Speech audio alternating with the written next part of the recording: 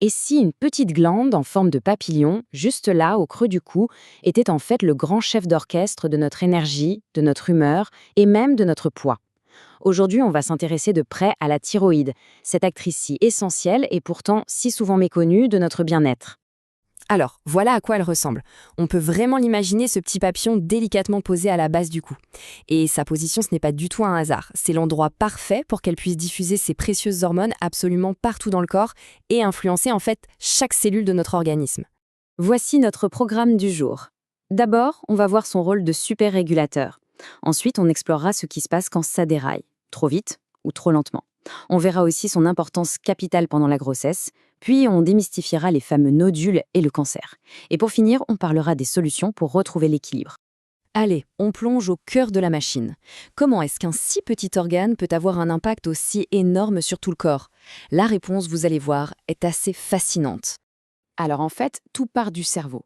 On a une sorte de tour de contrôle, l'hypophyse, qui envoie un message, la TSH, directement à la thyroïde. C'est un peu comme un thermostat, vous voyez? La TSH dit à la thyroïde s'il faut chauffer, donc produire plus d'hormones, les fameuses T3 et T4, ou au contraire refroidir et ralentir la cadence.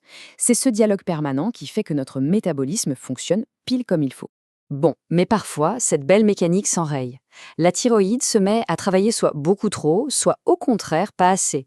Et c'est là qu'on parle d'hyperthyroïdie ou d'hypothyroïdie. On peut vraiment voir le corps comme une voiture. Est-ce que le moteur tourne au ralenti et a du mal à avancer? Ou est-ce qu'il est constamment en sur-régime, presque prêt à exploser? Cette image, elle illustre parfaitement les deux grands types de dérèglement de la thyroïde. Ce tableau résume très bien ces deux extrêmes. D'un côté, on a l'hypothyroïdie, où tout est au ralenti, grosse fatigue, prise de poids, on a tout le temps froid. La cause la plus fréquente, c'est la maladie de Hashimoto, où notre propre système immunitaire se met à attaquer la thyroïde.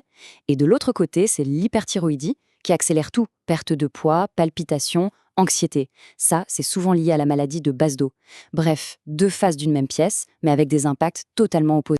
Maintenant, parlons d'un moment de la vie où la fonction thyroïdienne est plus critique que jamais, la grossesse. Là, l'équilibre hormonal devient absolument vital, pas seulement pour la mère, mais aussi pour le développement du fœtus. Retenez bien ce chiffre, 50%. C'est l'augmentation de la charge de travail de la thyroïde pendant une grossesse. C'est énorme. Pourquoi?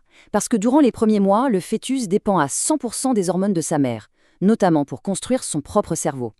C'est un effort colossal pour un si petit organe. Et forcément, si cet ajustement ne se passe pas bien, les conséquences peuvent être graves. Une hypothyroïdie qui n'est pas traitée augmente très fortement les risques de fausses couches, d'hypertension, d'accouchement prématuré, et ça peut même avoir un impact sur le développement neurologique de l'enfant.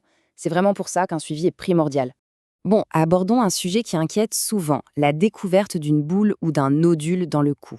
C'est vraiment essentiel de dédramatiser tout ça et de bien comprendre de quoi il s'agit. Alors, cette image est là pour rassurer. La très très grande majorité des nodules de la thyroïde, on parle de plus de 95%, sont en fait bénins. Donc la première chose à faire, c'est de ne pas paniquer. Les nodules, c'est très fréquent, surtout en vieillissant, mais ça veut rarement dire cancer. Mais alors, pourquoi est-ce qu'on entend de plus en plus parler de cancer de la thyroïde? Eh bien, c'est en grande partie parce que les technologies d'imagerie, comme l'échographie, sont devenues beaucoup plus précises et qu'elles détectent des nodules minuscules. La plupart de ces microcancers sont si petits et évoluent si lentement qu'ils n'auraient sans doute jamais posé de problème de toute une vie. Et voici l'info la plus importante. Pour les formes les plus communes de cancer de la thyroïde, le taux de guérison est supérieur à 90%. C'est vraiment l'un des cancers qui a le meilleur pronostic. Très bien, mais alors, comment on fait pour avoir un diagnostic clair et c'est quoi le parcours de soins? Heureusement, les étapes sont aujourd'hui très bien définies et vraiment efficaces.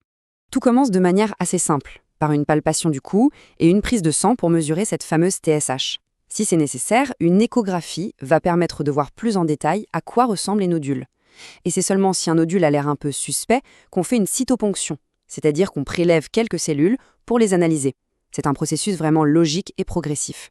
Une fois qu'on a le diagnostic, les solutions existent. Pour l'hypothyroïdie, c'est simple. Il s'agit de compenser le manque d'hormones avec un médicament. Pour l'hyperthyroïdie, le but, c'est de freiner la production excessive, soit avec des médicaments, soit avec de l'iode radioactif, ou dans certains cas, par une chirurgie. Au final, pour beaucoup de gens, que ce soit en cas d'hypothyroïdie ou après une opération, la gestion de tout ça devient une simple routine. Un seul comprimé chaque jour, et ça suffit à rétablir l'équilibre et amener une vie parfaitement normale. En résumé, la thyroïde, c'est vraiment le chef d'orchestre de notre métabolisme. Si la musique du corps semble un peu désaccordée, si le rythme est trop lent ou au contraire beaucoup trop rapide, il est peut-être temps de s'intéresser à la santé de ce précieux chef d'orchestre. Être à l'écoute de ces signaux, c'est déjà la première étape vers l'harmonie. Abonnez-vous pour 5 minutes de médecine chaque jour.